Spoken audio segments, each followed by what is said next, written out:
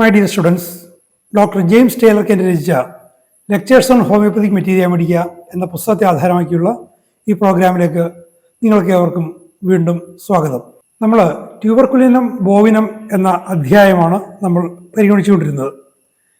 ഈ സീരീസിൻ്റെ 79ാമത്തെ ഈ എപ്പിസോഡിൽ ആ അധ്യായം നമ്മൾ അവസാനിപ്പിക്കുകയാണ്. ഈ അവസാന ഭാഗം തുടങ്ങുന്നതിന് മുൻപായി ഒരു ചെറിയൊരു തിരുത്ത് എനിക്ക് നിങ്ങളോട് പറയാനുണ്ട്. ഇതിൻ്റെ ചില മുൻ എപ്പിസോഡുകളിൽ കേരളത്തിലെ ക്ഷയരോഗത്തിൻ്റെ ഇന്നത്തെ അവസ്ഥയെക്കുറിച്ച് ഞാൻ എൻ്റെ വ്യക്തിപരമായ ചില നിരീക്ഷണങ്ങൾ പറയുകയുണ്ടായി. അതായത് എൻ്റെയൊക്കെ ഒരു ബാല്യത്തിൽ, അതായത് 45-50 വർഷങ്ങൾക്ക് മുൻപ് ഉണ്ടായിരുന്ന പോലെ ക്ഷയരോഗത്തിൻ്റെ ഒരു പ്രാബല്യം, ക്ഷയരോഗം മൂലമുള്ള മരണം ഇപ്പോൾ ഇല്ല. അതിൻ്റെ ക്ഷയരോഗികളെ പൊതു സമൂഹത്തിൽ കാണുന്നില്ല. ക്ഷയരോഗ സാനിറ്റോറിയങ്ങൾ പലതും അടച്ചുപൂട്ടി എന്ന് ഞാൻ പറഞ്ഞിരുന്നു. സാനിറ്റോറിയങ്ങൾ അടച്ചുപൂട്ടി എന്നുള്ള വാസ്തവമാണ്. പൊതുസമൂഹത്തിൽ ക്ഷയരോഗികളെ പഴയ പോലെ കണ്ടുകിട്ടാനില്ല എന്നതും വാസ്തവം തന്നെയാണ്. പക്ഷേ ഇന്ന് രാവിലെ, ഇന്നെന്ന് വെച്ചാൽ ഈ വീഡിയോ ഞാൻ റെക്കോർഡ് ചെയ്യുന്നത് ജൂലൈ 27-ാം തീയതി ശനിയാഴ്ചയാണ്. ഇന്ന് രാവിലെ പത്രത്തിലൊരു വാർത്ത കണ്ടു. ക്ഷയരോഗം മൂലമുള്ള മരണത്തിൻ്റെ നിരക്കിൽ കേരളത്തിൽ ഇപ്പോഴൊരു കുറവില്ല. കൃത്യമായിട്ട് എത്ര പേര് മരിക്കുന്നുണ്ട് എന്നതിൻ്റെ കണക്ക് മുതൽ കൊടുത്തിട്ടുണ്ട്. അപ്പോൾ എന്നെ സംബന്ധിച്ചുള്ള എൻ്റെ ധാരണകളെ തിരുത്തുന്ന ഒരു വാർത്തയാണത്. ക്ഷയരോഗം ഒരു നമ്പർ 1 കില്ലർ ഡിസീസാണ് ഇന്ത്യയിൽ എന്നുള്ളത് വസ്തുത എനിക്കറിയാം. അതിനെക്കുറിച്ചുള്ള ചില പഠനങ്ങൾ ചില ഇംഗ്ലീഷ് പത്രങ്ങളിൽ ഞാൻ കഴിഞ്ഞ വർഷങ്ങളിലൊക്കെ കണ്ടിട്ടുണ്ട്. കേരളത്തിലും ഇപ്പോഴും സ്ഥിതി അങ്ങനെ തന്നെയാണ്. ക്ഷയരോഗം മൂലമുള്ള മരണം കുറവില്ലാതെ തുടരുന്നു എന്നുള്ളത് ഒരു വാസ്തവമാണ്. അപ്പോൾ അത് നമ്മുടെ ട്യൂബർകുലിനം പോലുള്ള ഔഷധങ്ങളിൽ, നമ്മുടെ മറ്റു പല ഔഷധങ്ങളിലും ഇന്നും കഴിഞ്ഞ നൂറ്റാണ്ടിൽ കെൻറ്റും മറ്റുമൊക്കെ പറയുന്ന പോലെയുള്ള പ്രയോഗസാധ്യത ഇന്നും നിലനിൽക്കുന്നു എന്നുള്ളൊരു യാഥാർത്ഥ്യത്തിലേക്കാണ് ആ വാർത്ത നമ്മുടെ കണ്ണു തുറപ്പിക്കുന്നത്. അപ്പോൾ ആ ഒരു ആമുഖത്തോടുകൂടി നമുക്ക് ഇത് ട്യൂബർകുലിനത്തിൻ്റെ 7ാമത്തെ എപ്പിസോഡാണ്. ഇതോടുകൂടി ട്യൂബർകുലിനം എന്ന അധ്യായം അവസാനിക്കുകയാണ്. നമുക്ക് ഈ അവസാന ഭാഗത്തേക്ക് നമുക്ക് പ്രവേശിക്കാം. Another marked feature recorded by Burnett was ringworms. Ringworms ആണ് ബേർണറ്റിൻ്റെ നിരീക്ഷണത്തിൽ വന്നൊരു പ്രധാനപ്പെട്ട ഒരു ഘടകം. Burnett was of the opinion that ringworms commonly formed upon those who had inherited phthisis. ക്ഷയരോഗം പാരമ്പര്യമായി സിദ്ധിച്ചവരിൽ റിംഗ്വോംസ് അവർ ഉദരത്തിൽ, അവരുടെ ദഹന വ്യവസ്ഥയിൽ റിംഗ്വോംസ് ഫോം ചെയ്യുന്നു എന്നുള്ളത് ബേർണറ്റിൻ്റെ ഒരു നിരീക്ഷണമാണ്. He thought it was a sign of approaching thysis, that it was a very common feature of those who have inherited thysis, and he used the Basilinum 200. അപ്പോൾ ക്ഷയരോഗം പാരമ്പര്യമായി കിട്ടിയവരിൽ ക്ഷയരോഗം പ്രകടമായി തീരാൻ പോകുന്നതിൻ്റെ ഒരു മുന്നോടിയായി, അതിൻ്റെ ഒരു മുൻ സൂചനയായി റിംഗ്വോംസ് പ്രത്യക്ഷപ്പെടുന്നു എന്നുള്ളത് അദ്ദേഹത്തിൻ്റെ നിരീക്ഷണമാണ്. അതുകൊണ്ട് ഒരു റൂട്ടീൻ എന്ന രീതിയിൽ, ഒരു സ്ഥിരം പ്രയോഗം എന്ന രീതിയിൽ അവർക്ക് അദ്ദേഹം ബാസിലിനം 200 കൊടുത്തിരുന്നു. He used it somewhat as a routine remedy on every child with ringworm. റിംഗ്വോമുള്ള ഓരോ കുട്ടിക്കും ഒരു സ്ഥിരം ഒരു പ്രതിരോധം എന്ന രീതിയിൽ അദ്ദേഹം ബാസിലിനം 200 കൊടുത്തുകൊണ്ടിരുന്നു. Patients who suffer from weakness in the evening, സായാഹ്നത്തിൽ ക്ഷീണം അധികരിക്കുന്നു. Rapid pulse in the evening, സന്ധ്യയാകുമ്പോഴേക്കും സ്പന്ദനം, പൾസ് വല്ലാതെ കൂടുന്നു. Every evening for years he has notice the pulse has been rapid. വർഷങ്ങളായി അദ്ദേഹത്തിൻ്റെ ഒരു നിരീക്ഷണമാണ്. വൈകുന്നേരം ആകുമ്പോൾ പൾസ് വല്ലാതെ വേഗം കൂടുന്നു. പാൽപിറ്റേഷൻ ആഫ്റ്റർ ഈവനിങ് മീൽ, വൈകുന്നേരത്തെ ഭക്ഷണം, ഇപ്പോൾ അമേരിക്കയിലും യൂറോപ്പിലൊക്കെ ഉള്ളൊരു സായാഹ്ന ഭക്ഷണമുണ്ട്. സായാഹ്ന ഭക്ഷണത്തിന് ശേഷം ഈ പാൽപിറ്റേഷൻ വർദ്ധിക്കുന്നു. ഇവിടെയും അങ്ങനത്തെ ഒരു നിരീക്ഷണമുണ്ട്. രാപ്പനി, രാത്രി പനി വരൽ, രാത്രി വല്ലാതെ വിയർക്കൽ, തണുത്ത വിയർപ്പ്, അതൊക്കെ ക്ഷയരോഗത്തിൻ്റെ സൂചനയായി പണ്ടുകാലങ്ങൾ കരുതിയിരുന്നു. അപ്പോൾ അതിന് സമാനമായൊരു സിംറ്റമാണ് അമേരിക്കയിൽ ബോണറ്റിൻ്റെ നിരീക്ഷണവും സന്ധ്യ ആകുമ്പോൾ പൾസ് വർദ്ധിക്കുന്നു, ഹൃദയത്തിൻ്റെ സ്പന്ദനം വർദ്ധിക്കുന്നു, അങ്ങനെയുള്ള പ്രശ്നങ്ങൾ. Jerking of the muscles on going to sleep and during sleep. രാത്രിയാകുമ്പോൾ, ഉറങ്ങാൻ പോകുന്ന സമയമാകുമ്പോൾ മസിൽസിൽ ജേർക്കിങ് വരുന്നു, ഉറക്കത്തിലും ജേർക്കിങ് വരുന്നു.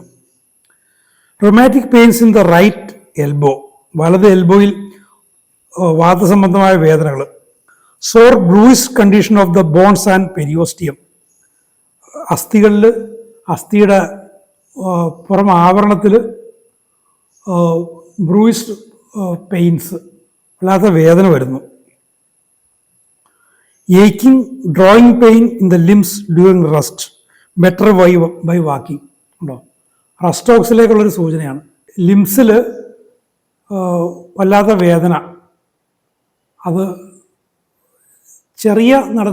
ലഘുവായി നടന്നു കഴിഞ്ഞാൽ അത് കുറയുന്നു, വെറുതെ ഇരിക്കുമ്പോൾ കൂടുന്നു. റെസ്റ്റോക്സ് നമ്മൾ നേരത്തെ കണ്ടവർ. A strong feature of this remedy is that its pains and aches are better by motion. I have seen this aching distress in the limbs many times when Rus has acted only temporarily or has failed, where Rus seemed to be the remedy, but was not deep enough to hold the action. അപ്പോൾ കേസെടുക്കുമ്പോൾ റെസ്റ്റോക്സ് ആണെന്ന് തോന്നിച്ചു, seam to B എന്ന് പറയുന്നു, അങ്ങനെ തോന്നിക്കുന്നു. കേസെടുത്തപ്പോൾ physician തോന്നിച്ചതാണ്, അത് വാസ്തവത്തിൽ റസ് ആയിരുന്നില്ല. കാരണം ഒരു ഡീപ്പർ കേസായിരുന്നു അത്. റെസ്റ്റോക്സ് അത്രയ്ക്ക് ഡീപ്ലി ആക്ടിങ് മെഡിസിൻ അല്ല.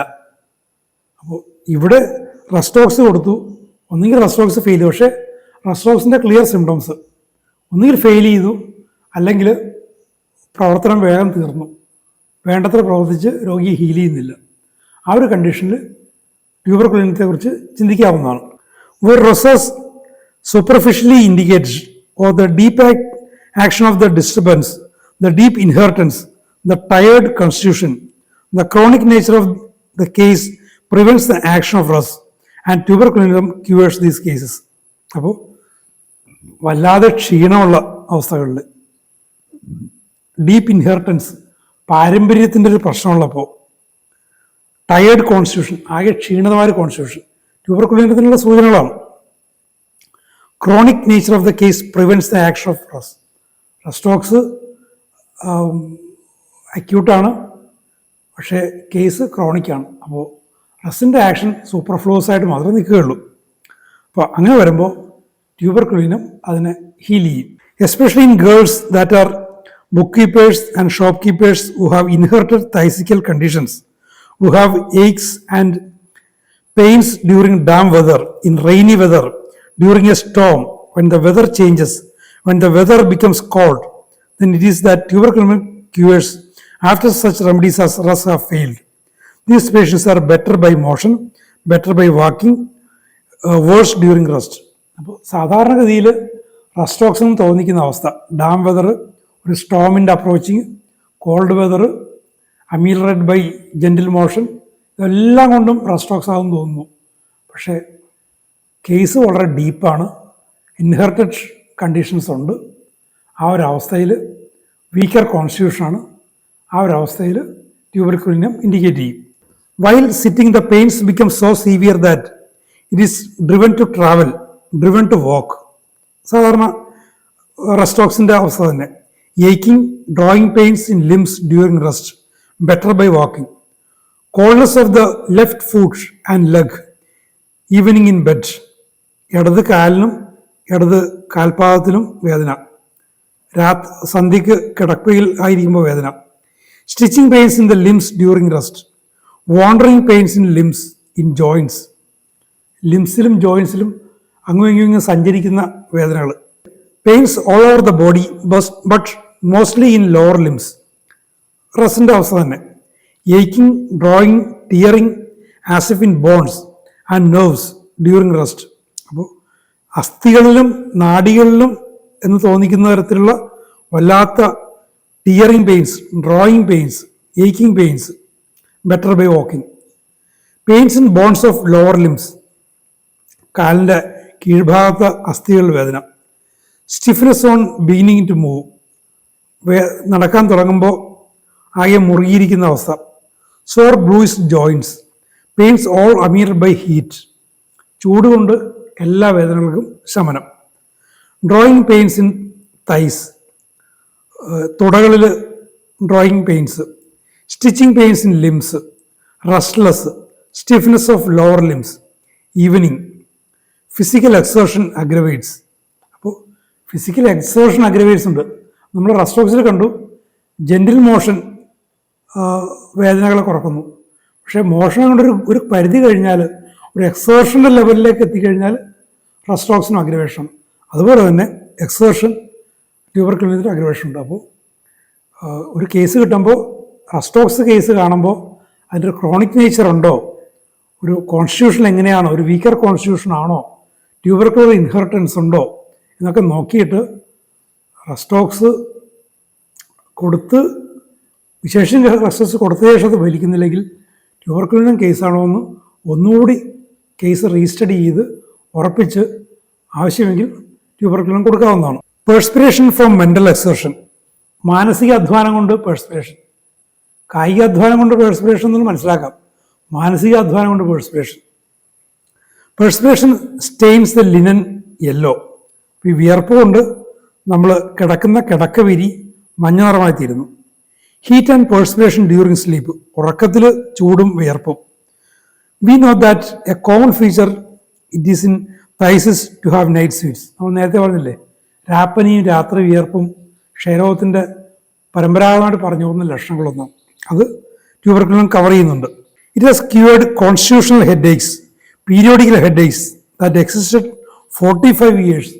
45 വർഷമായി പോകുന്ന തലവേദന, കോൺസ്റ്റിറ്റ്യൂഷണലായിട്ടുള്ളൊരു തലവേദന, പീരിയോഡിക്കലായിട്ടുള്ള തലവേദന, ആവർത്തിച്ച്.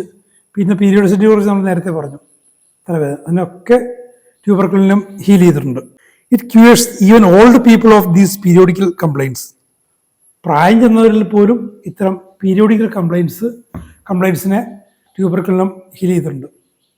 അപ്പോൾ ഇതോടുകൂടി ട്യൂബർക്കുലോസിനം എന്ന അധ്യായം അവസാനിക്കുകയാണ്.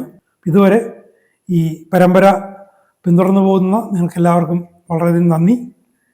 നിങ്ങൾ ഇനിയും ഈ ചാനൽ സബ്സ്ക്രൈബ് ചെയ്യാത്തവരുണ്ടെങ്കിൽ സബ്സ്ക്രൈബ് ചെയ്യുക, വീഡിയോ ലൈക്ക് ചെയ്യുക. ഈ ചാനൽ ഇനിയും പരിചയപ്പെട്ടില്ലാത്തവർക്ക് വേണ്ടിയിട്ട് നിങ്ങൾ പരിചയപ്പെടുത്തുക, ലിങ്ക് അയച്ചു കൊടുത്തും മറ്റുമൊക്കെ പരിചയപ്പെടുത്തുക. നമുക്ക് അടുത്ത എപ്പിസോഡിൽ നമുക്ക് വീണ്ടും കാണാം. Thank you for watching.